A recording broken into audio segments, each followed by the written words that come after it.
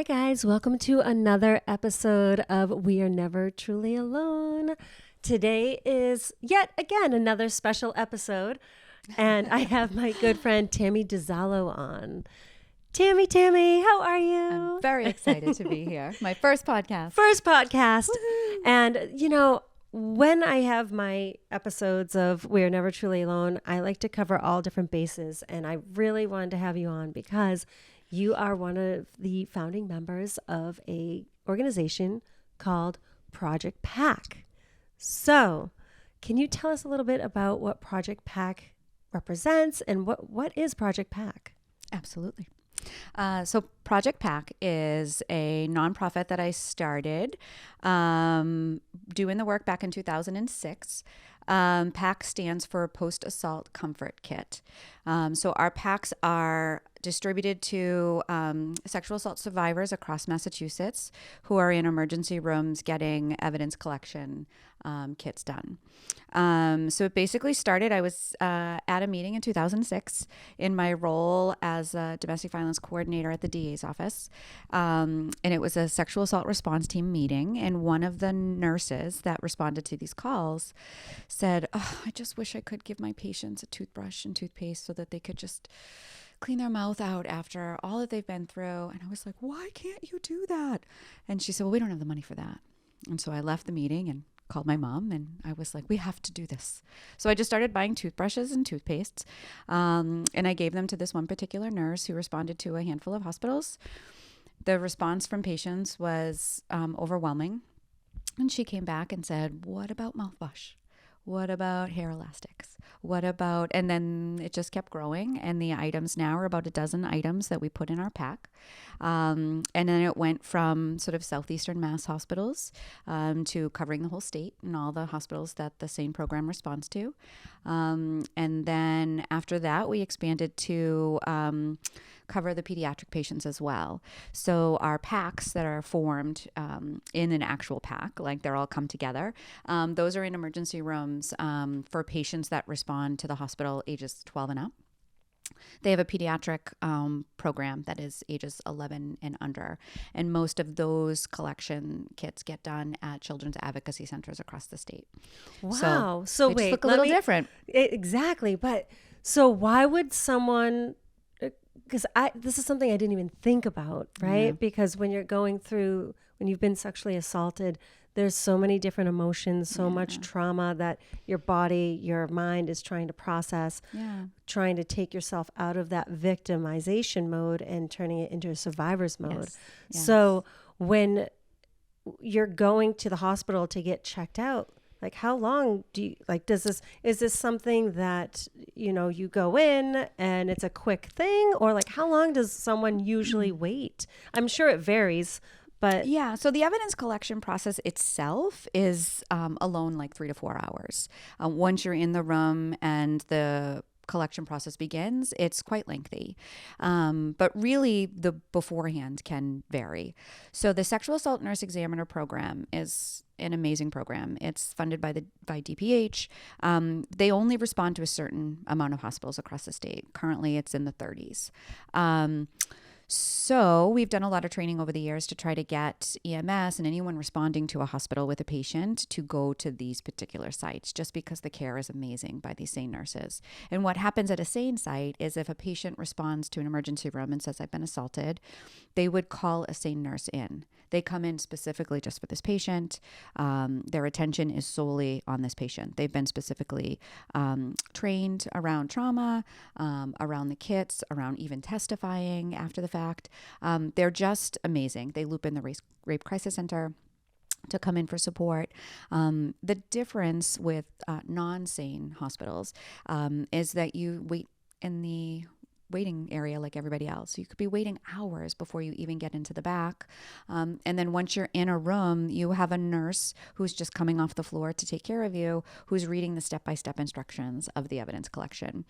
Maybe never done one before, might be nervous, not really sure what to do.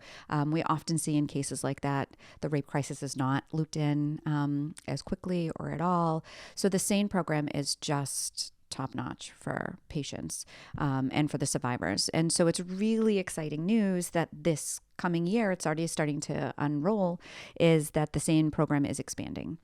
So now, sorry to interrupt, yeah, but no. Are you saying SANE? SANE, SANE, Sexual Assault Nurse Examiner. Okay, that's what I wanted to clarify. No, I thought you were saying SANE, but I wanted to know. Okay, because these packs are for people that have been sexually assaulted. Yes. And again, I'll just keep on repeating it for people that are just tuning into the podcast and so forth. And so the way we work with the SANE program is that at these SANE hospitals, they have a cart that is locked and it's just theirs. They have a key to it.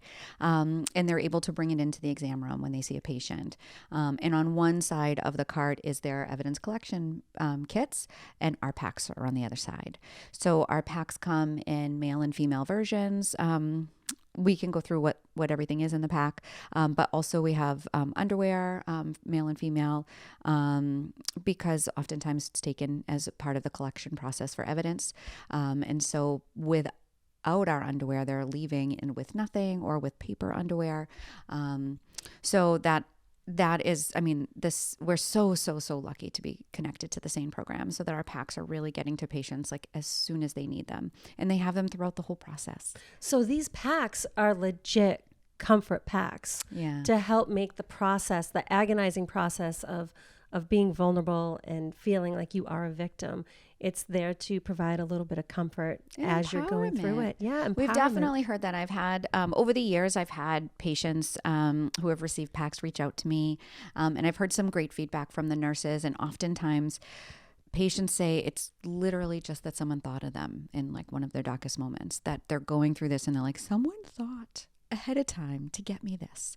And like the SANE nurse originally said with the toothbrush, it's taking a little power back by brushing your mouth and getting that step forward away from the assault.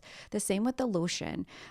It may seem silly, but just a different scent can really just help sort of start those baby steps back into control over your body of something that was taken away. So what would you find in a pack? If you're given a pack, what's the common things that you would find in a pack? So there's about a dozen items in every pack. Obviously, we started with the toothbrush and toothpaste, expanded for mouthwash. Tissues is a huge one. A lot of feedback was, sure, there's tissues at the hospital, but have you ever used one? They're not really all that comforting. So we always include a little pack of tissues, mints or gum, something again with changing the flavor, like neutralizing, because when you, I totally understand. It's a step away from what happened, right? And you just want to feel clean again. Yes. So along those lines, we do packs of wet wipes, just for that, like sort of quick, area you might want to clean up or change the scent. Hair elastics, what we heard was a big one. Combs, deodorant. And then we started recently including sports bras. That was something that the nurses heard quite often. And so we started doing that about a year or two ago. And the feedback on that has been great. Wow. Yeah. So it's about a dozen items. Nothing earth shattering. Panty liners. That's one of the big one. Patients used to always say nurses would give them a pad and they were like, have you seen these things? It's like ridiculous. So something as simple as it's something that was thought of ahead of time for them. And so these aren't just for women though. Yeah, right? they're because sexual assault can happen to anybody. Absolutely. All ages too. We do have sort of a male, female. The really only difference is the deodorant, really just the scent within the pack. And people can switch things out. I mean, these are all donated items. So someone might look in a pack and they don't want mints, but they want the gum, and they might trade things out. And we try to make sure that we have varying sizes of underwear in all versions, male, female, just so that everyone feels like they've been thought of. And I think this is such a wonderful idea because I know going through the grieving process, a lot of times people will make blankets or want that comfortability, or, that's one of the reasons why I created my journal, is so people could write down their thoughts and their emotions and so forth, because it's about providing that comfort to ease someone's pain or trauma or experience, just to make it maybe a little bit better. And just like you said, it's so empowering. Right. It doesn't have to be big. I think that's the biggest takeaway. Oftentimes I hear from people, it was just the thought. These items aren't earth shattering, No. they can keep them, they can toss them when they're done. But it's just the idea that someone thought of them during this difficult time. And so when you get together, like, do you have people that volunteer to come to put the project packs together? What do you do for, do you do funding? Like because I know this is primarily in the state of Massachusetts. Yes. Yep. And you're looking to spread it everywhere. So what if people that are out of state, out of Massachusetts, what if they wanted to help? How would they be able to help? So I do have support from people from out of state that we have an Amazon wish list. That's usually the easiest way that people from a distance can support. I also have heard from different people. I get messages on social media or through our website via email, just saying, I've heard of this. This is wonderful, but I live in a different state. Is this something I can do? And I'm always happy to hear that. Yes, I can tell you what my experience was and how I connected with different programs. I'm always happy to see that other people are trying to do this work. And occasionally I'll get a message from someone else that knows I'm doing this if they've seen something similar in other states. There's a lot of people doing this kind of grassroots work. We are 100% volunteer based. Project Pack is myself and my board of directors. This is something I just do on the side. I do work with victims and survivors in my real job, and I'm on some other boards. So I've always wanted to give back, fix gaps, solution based. So when I heard this one seemed like an easy one. But we do all kinds of events. So in April, we always host a big one. April is Sexual Assault Awareness Month. So we usually host an event here in Bridgewater, where I live, at the senior center, and it just opens up to anybody. You can bring items if you want. You can just come to assemble the packs. The SANE program usually has a few representatives that come and thank everybody and say a few words about how meaningful it is to see patients get these. But I talk to parents all the time who have teenagers who are looking to get volunteer hours, and the 2 or 3 hours that one event in April might not be enough, but you can always start your own collection. A kid could type up a flyer and do a school-wide one. Bridgewater State is where I went to school. They're one of the biggest supporters. Their health center puts up boxes across campus. I get so many donations that way. We have an event in January for MLK, their day of service at Bridgewater. They got volunteers coming. We're going to go. We're going to try to put together 500 packs to help SANE with their launch of their new hospitals. So there's a lot of different ways I think you can help, whether it's just, you can't afford to donate something, but you want to show up and just help put stuff together. There's a lot of different ways. I talk to people all the time. It's very interesting how people come up with ideas. And for those that are listening that may have experienced sexual assault themselves, this isn't something that is you shouldn't be embarrassed about it.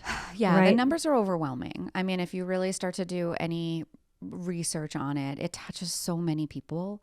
I hear that a lot too. I hear from people that say, I'd like to help your organization because years ago I was assaulted and I'm a survivor, or recently I found out a family member was assaulted and I didn't know what to do. It's sort of an actionable thing too. I think people like that. And there's a lot of services out there. So if someone's in Massachusetts, I always suggest janedoe.org.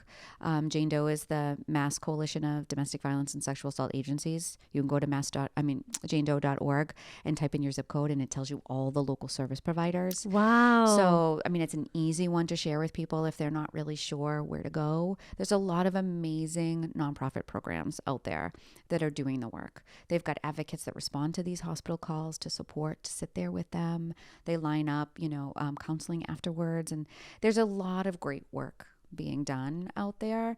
And there's a lot of ways to get involved if you want to help. Wow. Reach out. I'll tell you how. Yes, yes. So just to give an idea, how many of these kits do you, on average, probably give out on a year-to-year basis?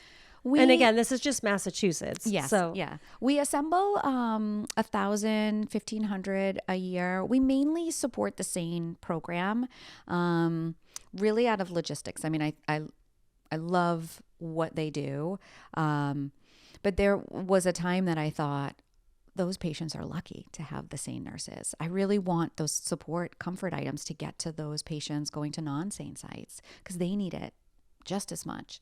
And I tried, and it's difficult. It was very hard to coordinate. So sometimes we give them to the local rape crisis centers to have in their car. So if they're responding to a non-SANE site hospital call. So we really try, but it's always been a dream of mine that the SANE program would be at every hospital across the state. And survivors would be all getting the same care. Right. And it's starting to happen. So it's wonderful. And as they grow, we have to grow because we want to help all the survivors they're assisting. So that's why we're starting out 2024 with 500 in January, because they're going to be expanding these first few months into new hospitals and then more hospitals and more. They have a lot of expansion coming. So we got to keep up with our spreading the word, letting people know we're here, what it is that we're doing, how they can support. So we're going to need it. Because it becomes a lifelong thing. Yeah. It doesn't just end there. No. So the fact that there are resources to help after the fact. Yeah. So you're providing that comfort with the pack itself. Immediately. And then it just the link keeps to the on. services. There's a lot of immediate services, at the hospital, even, days, weeks, months, years afterwards, that support is there. And I hear from from people all the time that say, this might have been in my rear view and this happened a long time ago, but I love that I can do something to give back, something to help people move forward. So it's nice. It's not much, it's a small item, but to know that it has impact on people is huge. Well, it is big. It is big. That's the thing. It's like, even though you may think it's just something small and it's basic, but at the same time, when you're going through that type of experience and you don't know what you're doing and why you're there, and you have all these questions and doubts and feeling vulnerable about yourself, every little bit helps. So you're making a huge difference. You need to know that. As is everyone who supports us. Yes. So how would people contact you, or how would people find out more information? And again, guys, even if you are not Massachusetts based, there's ways that you can give back and ways that you can maybe even start something like this in your own neck of the woods. If you're outside of Massachusetts and looking for services, resources, pretty much every state has a coalition. So I often talk to, in my day job, people who are looking to help loved ones or looking for help themselves, and they're just not in Massachusetts. Most states have a coalition of domestic violence and sexual assault agencies. So sometimes it's just Googling that with your state's name, and you'll probably find a program that has a resource guide, some way to find local services. So, or if you're looking to give back and you want to start something similar to this, feel free to reach out to me. I get that either Facebook, Instagram, feel free to just drop it in the chat, or just to do the contact me on our website, which is projectpack.org. And I'll get back. I'd love to chat with people about that sort of stuff. And one thing I do want to bring up, because I know you brought up being sexually assaulted, but then you always add with domestic violence too. So can you be... Can you enlighten us? Yeah, I link them together. What I do for a living is domestic violence services. And I've been like 20 plus years that I've worked in that field. And oftentimes people think that they're separate. Sexual assault is a form of abuse. It can be used. Sexual abuse is a form of domestic violence. They can be interconnected. They can be completely separate. But a lot of the resources agencies usually tend to do both. So oftentimes we do say Rape Crisis Center, but oftentimes those nonprofits also have a domestic violence piece to them as well. Again, if anyone needs anything. Well, because it can be a partner too. Yes, absolutely. And I think sometimes when people think of, it's not stranger danger. A rape, yes, right. Like Rape Crisis Center. Well, that's my husband, or that's my wife, or that's my whoever, that's my partner. So, like you said, it happens. There's no there's no gender, there's no age, there's no socioeconomic, where it's happening and where it's not happening. It's happening everywhere, domestic violence, sexual assault. And oftentimes it's not the scary person jumping out of the bush. There is that component to it, which can be a lot. And that's why the work that the nonprofits are doing, it's amazing work to feel supported, to know that you're not alone. So there's a lot of those programs have individual counseling, group counseling, simply to have that conversation. I talk to people all the time that are like, how do you know this stuff? And I'm like, well, they're like, you're talking about exactly what I'm experiencing. And it's like, yeah. And you'll find a lot of support at these agencies. So, I mean, if people have trouble finding resources, feel free to reach out. I'm happy to link people up. Perfect. And that's why I wanted to clarify, because I think some of us just think sexual assault is, like you said, oh, well, I was assaulted while I was running, or, you see these stories on TV and you think of, or like you watch a crime show on TV, a fictional crime show. Yep. So that's kind of where you get that mindset, but it very well could be happening I at think the home. Another great misnomer, which is great to clear up, is that if you go to the hospital and do get an evidence collection done, that there has to be prosecution, that you have to go to the police, that there has to be prosecution. That doesn't have to be. You can get the kit done. You can make sure that you're medically cleared. You can make sure that it's all collected and then not decide, or decide at a later date. I mean, that's something to explore. I mean, I think I think sometimes people are afraid that first step means that a whole litany of stuff has to happen. And it doesn't. So it's okay to make sure that you're physically okay, and that you're safe, and that you're medically cleared, and that everything is collected on the off chance that something that you do want to move forward with it. You have a small window. I was just going to ask, like, the time duration. If anybody is interested, if you go to mass.gov and look up SANE, I think it might be mass.gov/SANE, but you can search under mass.gov the SANE program, and they have all of the information in there. What hospitals there are SANE sites, what a adult adolescent program looks like, that response versus a pediatric response, which is 11 and under. They have the window of time where evidence can be collected. All of that information is included in there, and it's important just to know. It's to have that knowledge, to know that it's a really traumatic and scary experience. And to take the first step doesn't mean anything big and bad and scary has to happen down the line if you don't want it to. We just want to make sure people are safe and comforted and okay.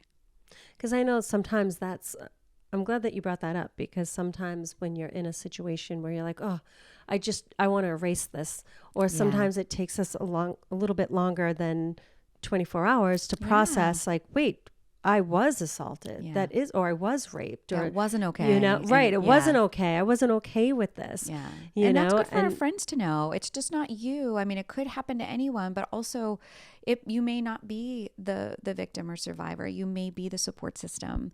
And it's good to know that information, to believe a survivor and to say, okay, I know, or I vaguely know, let me look it up. I know that there are resources out there, and there's places that I can take you to get the best care and to be treated.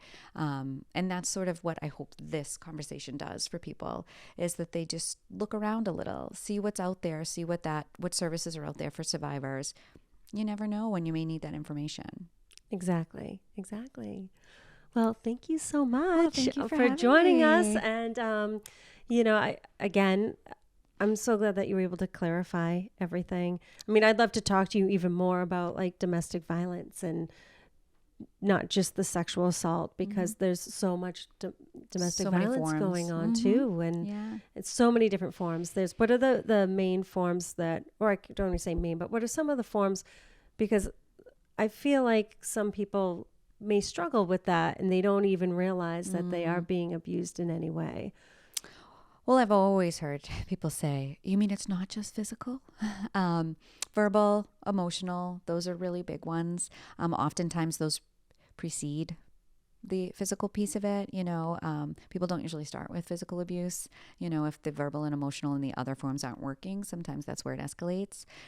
Sexual abuse is definitely a form of abuse, financial abuse, isolation. There's a lot of there's a lot of misnomers. I think once you start going down the path of looking into that, it's kind of surprising at times. Things that we think are really exciting when you're young and getting into relationships. They want to be with me all the time. They don't want me to be with anybody else. Like, they're obsessed with me. Some of these things that is sometimes portrayed in the media as intense love is really sort of unhealthy.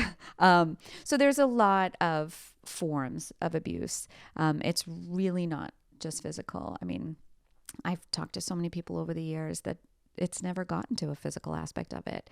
And so they say, but I'm still being abused. So there's a lot of forums, and there's a lot of great information. JaneDoe.org also has resources. You can find the programs, but also information. It's just great to go right to the source and find out like what's out there, what's happening. Again, it might not be you. It might be friend, family, someone you really care about. And it can be anybody. Mm-hmm. And I think that's another thing is like, it's not just listed as, oh, well, this person, obviously he's an abuser because he came from an abusive family, or, it could be anybody. I've heard so many stories as well, certain friends where the stories are almost insane. But when you are in a relationship like that, it's like so easy for you to hop on that roller coaster. It's hard. And you don't even realize it's happening because you just grow accustomed to it. Well, and I think a lot of people want to believe, especially with abusive people, is that they're not always like that, so they can hold a job, they can be great in public, they can have friendships and be a different way behind closed doors. So people are afraid they won't be believed, but also I think a lot of people want to believe that that's the true person, and the abuse is for whatever reason. They said, I was this, I got out of hand, it was alcohol, whatever. They want to believe those excuses, but the real person's that one I see out in where everyone loves. And so we hold on for a really long time. So I think it's a very difficult thing to break out of because it's not clear cut. I used to do police trainings. I used to do trainings in school, in other jobs in this field. And I remember my old boss used to say, nobody picks you up on the first date, rings your doorbell, and then punches you in the face. Like, no one would go on a second date. I mean, there's a lot of really difficult things to tease out. Is this healthy? Was that my reaction? There's a lot of gaslighting. There's a lot. I mean, that's a whole other podcast. I know. I'm like, wait, how much time do we have here? Exactly. Because that's the thing. I think a lot of people that are in situations, they get enticed by the person that everybody sees because that's how they are when you first meet. Yeah. And then it turns into the longer you're with them, the longer or the more clear it becomes that there's certain you're entangled. Yes, you get entangled and you're like, you try to think of excuses like, oh, well, yeah, that's because they were drunk or that was because they had a really rough day. And I get upset too. And I think I've heard that where people are like, well, I have an attitude sometimes too. So, it just goes back and forth sometimes. And that's why it's great that there's resources out there. I've heard that over and over again from people too, especially when I first started doing this work and I was in the courts doing restraining orders. We had so many forums that people could look at, and it was like signs of an abusive behavior, and it was all these things. And people used to go, oh my God, it's in black and white. It's not just in my head. Like these are things like everybody's like, what? People were really shocked that this was classic sort of forms of abuse. Like, oh my God. So sometimes I think like JaneDoe.org, like just getting out there and like looking safely, to see, just to be armed with the information for yourself or for a friend. And I always tell people, whether it's a sexual assault survivor, domestic violence survivor, it's just believing. Oftentimes, even with DV, when you talk about that, so many people that I talk to, by the time they were actually ready to leave, there was nobody there anymore. It was really hard for people to stand by. It seems so clear from the outside. Something was happening, someone's not great. And from the inside, it's confusing and you're connected and you're, so by the time you're ready to be like, I'm done, most people are like, gone already, So I just try to say to people, if you can just continue to be that source of like, I believe you. I always tell people, talk about the behavior, not the person. This behavior is not appropriate. because so often people will shut you out if you're bashing the abuser. They're okay with it maybe at the time, but when they start to change, maybe believe what the abuser's saying, you start to, they pull away from you because they know you know how you feel about the abuser. Right. But sometimes focusing on the behavior, you know, that behavior wasn't appropriate. And that's why we're so lucky to have so many great resources. So if you need more than Jane Doe or any of those, feel free to reach out. I'm happy to pass that along too. And I have to say, even when sometimes people come to me for readings, I've actually had to give your information to a few people because it has come out where they were in a situation of feeling like there was domestic violence going on. Like you said, it's everywhere. Yeah, it's everywhere. So it's like even in readings, it'll come out because your loved ones will always care about you here in the afterlife. They're always going to come out and tell you what you need to hear. And so a lot of times, and that blows my mind when that stuff happens. Yeah. But I'm always here. You're always there, Tammy. You're always here. I'm always here. So thank you so much for clearing that up. Well, thanks for having me. I'm happy that you were able to enlighten us about sexual assault and also domestic violence and the things that you are doing actively to help make life a little bit easier as you're going through such a traumatic experience. We can all make a difference, right? It doesn't have to be huge, doesn't have to be on the front page, but we can all make a difference. So again, how can people get in touch with you? ProjectPack.org or our social medias, Facebook and Instagram, both Project Pack Inc.